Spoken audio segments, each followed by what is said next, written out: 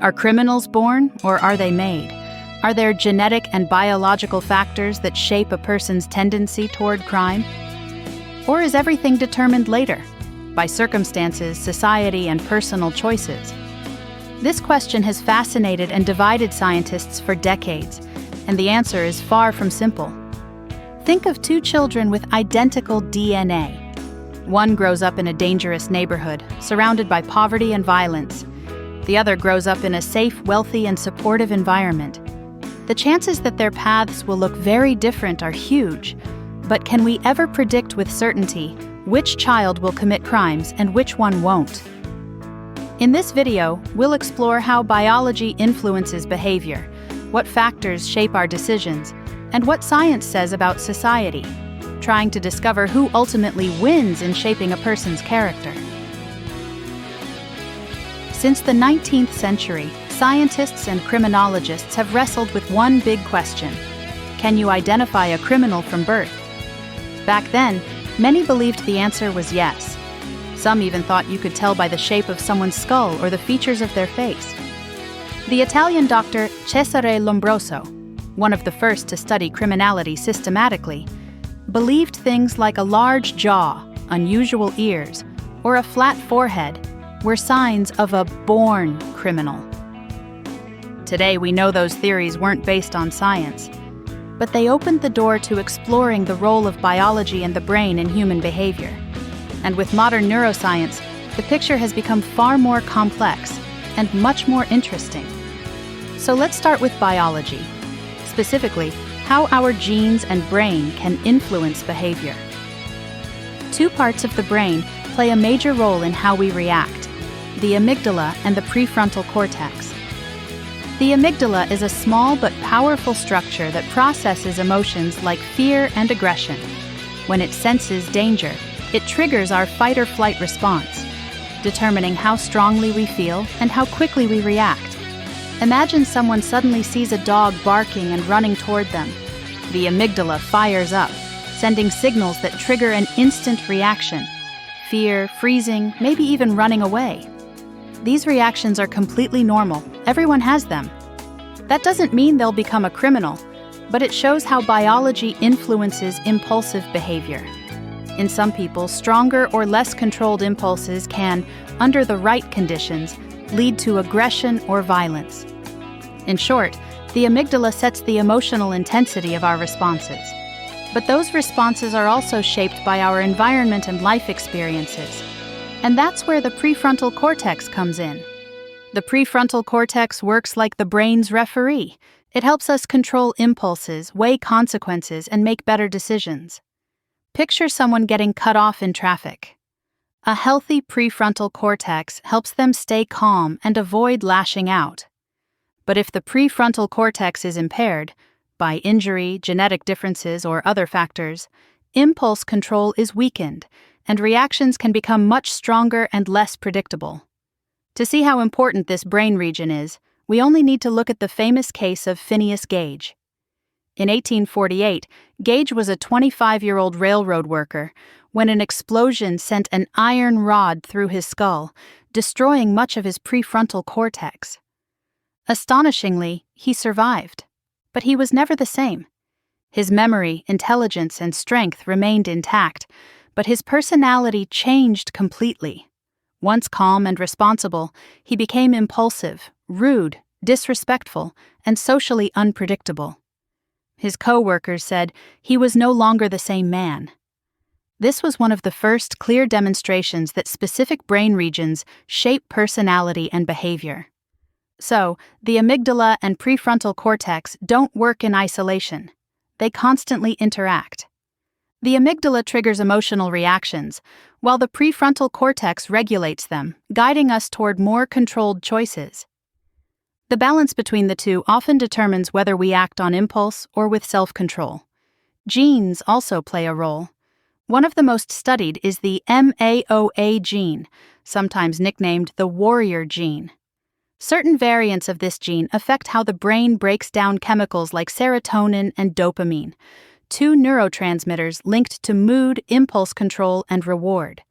Some studies have found that people who carry a low-activity version of MAOA may be more prone to impulsive or aggressive reactions, especially if they grew up in violent or abusive environments.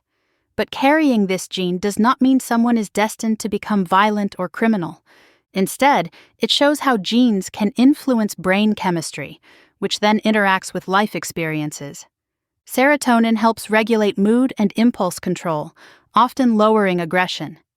Dopamine is tied to reward and risk-taking, driving us to seek excitement. People with lower serotonin activity and stronger dopamine-driven reward sensitivity may be more impulsive and more willing to take risks, something that studies have also observed in athletes and soldiers under stress. So genes don't dictate destiny. What matters is how they interact with brain chemistry and life experiences. But biology is only half the story. The other half is society and environment. Picture those two children again. One raised with love and support, the other in a home full of violence and neglect. Even with identical DNA, the likelihood of them developing very different behaviors is enormous. It's like two plants, one watered and cared for, the other left in the shade with no water. The outcomes will be completely different. Twin studies make this clear. Heredity plays a role, but it's never the whole picture. Environment and experiences are just as decisive. Family and neighborhood shape how a child sees the world. Kids raised in poverty or violence are at greater risk of straying into crime. Kids raised in safe, supportive environments have more opportunities to make healthier choices. And it's not only about family. Schools and friends matter too. Positive role models and peers teach cooperation and decision-making. Negative influences can push kids the opposite way. Then there's society itself. Poverty, inequality, and injustice create conditions where crime is more likely. That's why areas with high poverty often have higher crime rates. Still, nothing is fully predictable. Some kids grow up in tough, violent neighborhoods, but manage to succeed, often because they found a mentor, a teacher who encouraged them to stay in school, a coach who taught discipline and teamwork, a social worker who helped them avoid bad influences. Sometimes, just one supportive relationship was enough to give them confidence and motivation to escape negative surroundings. On the other hand, there are kids who grew up in wealth and safety but still went down the wrong path. A child who had every material comfort but felt emotionally empty or lacked self-confidence might turn to destructive groups or behaviors. It shows that money and safety alone don't determine how someone will turn out. Guidance, emotional support, and personal choices matter just as much. Beyond family and peers, culture also plays a role. Each society has its own values, laws, and punishments. A behavior considered minor in one culture might be treated as serious in another. Even the very definition of right and wrong is shaped by culture and legal systems. This brings us to a difficult question. If someone is a born criminal, what does that mean for responsibility?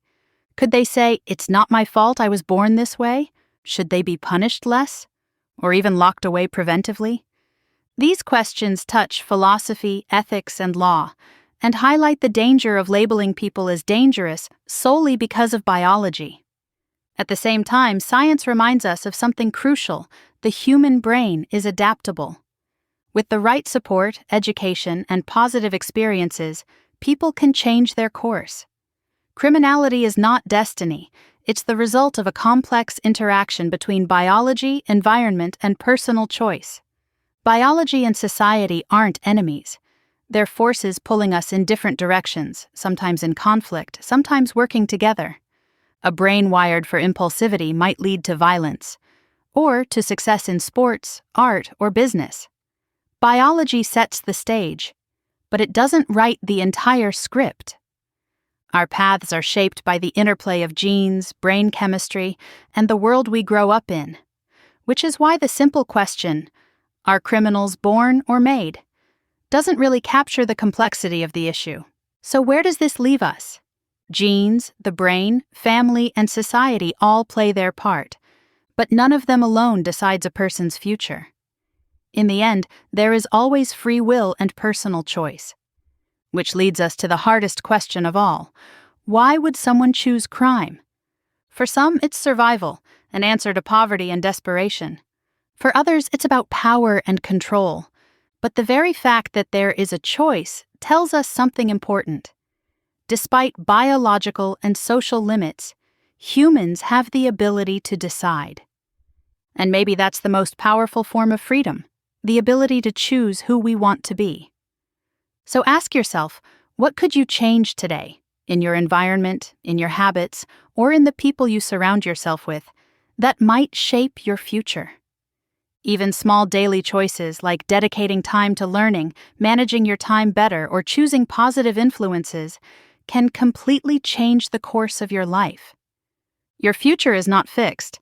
It's built by your choices.